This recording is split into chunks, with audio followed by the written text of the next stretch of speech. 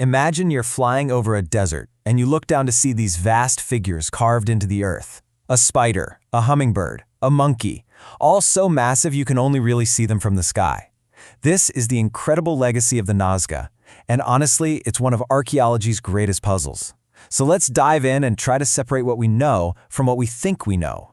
We're talking about an area of over 170 square miles, just covered in these geoglyphs. They've been there for nearly 2,000 years, perfectly preserved by one of the driest climates on the entire planet.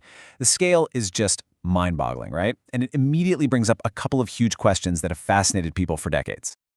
I mean, think about it. If the people on the ground making these things couldn't even see the final image, who was the audience? Were they trying to send a message? Were they some kind of map? Or something else entirely? And that leads us to the second, maybe even bigger mystery. What happened to the people who made them?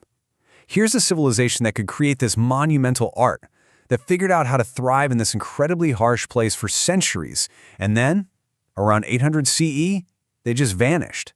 All that's left are their lines, their pottery, and this profound mystery.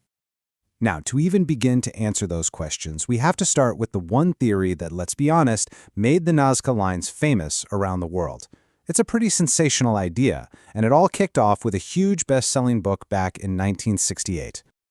Yep, that one phrase from Eric von Däniken basically set the world on fire. He proposed that the Nazca Lines and other ancient wonders like the pyramids and Stonehenge were just, well, they were too advanced for ancient people to have built all by themselves.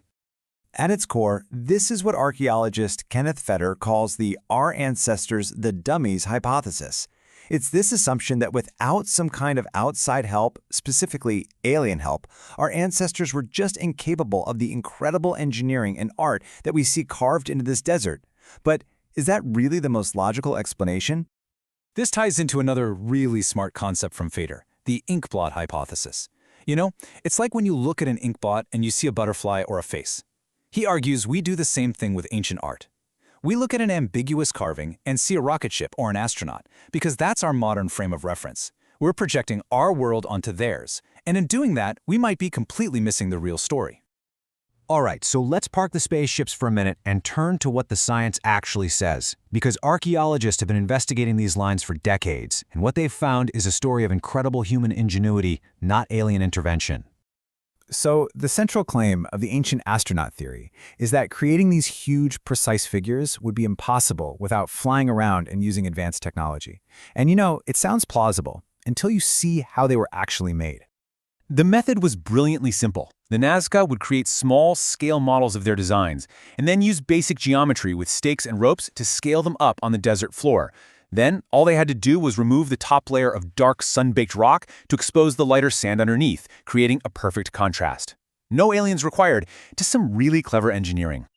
Okay, so if they weren't landing strips, what were they? Well, the leading theories are all tied to the realities of Nazca life. Some lines align perfectly with the sun at the solstices, which suggest a giant calendar. Others might have been sacred pathways that people walked during religious ceremonies. And probably the most compelling idea is that they had to do with water. I mean, this region gets less than an inch of rain a year, so many researchers believe the lines were part of huge, elaborate rituals begging the gods for water. And honestly, the whole idea that the Nazca needed help from aliens becomes even less believable when you see what else they accomplished. Far from being helpless, these people were masters of their environment, capable of some truly incredible feats of engineering. This right here, this is their true marvel. They're called pukios. It's this amazing network of underground canals that tap into aquifers deep below the desert floor. This system turned a barren wasteland into fertile farmland. And, get this, unbelievably, many of these ancient aqueducts are still working and being used by local farmers today. That is just incredible. And because of that amazing water system, their diet was super rich and varied.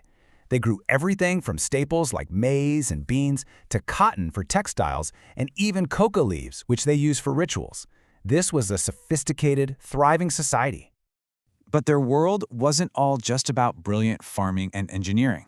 As archaeologists dug deeper, they uncovered a much darker, much more complex side to Nazca spirituality, one that was centered on a really shocking and powerful ritual. Their intricate pottery is filled with these images of warriors and mythical beings holding severed heads. For a long, long time, these were just interpreted as symbols. But then, Well, then archaeologists started finding the real thing. Yeah, this wasn't just some artistic motif, it was a horrifying reality. The Nazca practiced ritual head-taking. Archaeologists have found numerous caches of these trophy heads, painstakingly prepared with a hole drilled in the forehead for a rope to carry it, and the lips pinned shut with cactus spines. So who were these victims? Were they maybe revered ancestors, as some people first thought?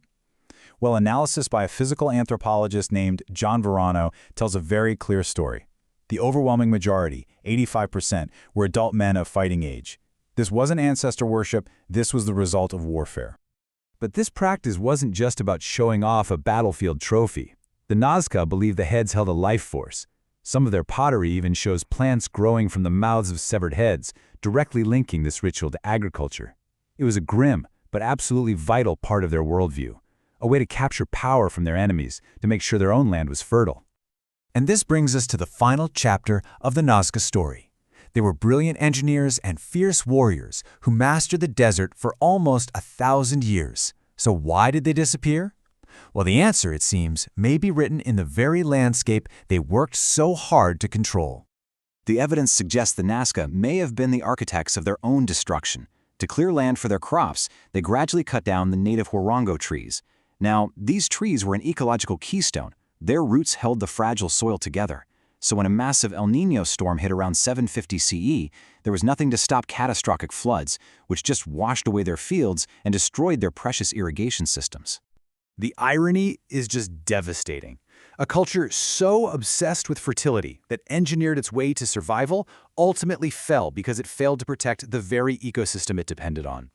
Their story, preserved in the sand for us to see, serves as this powerful, ancient warning about the very delicate balance between civilization and nature.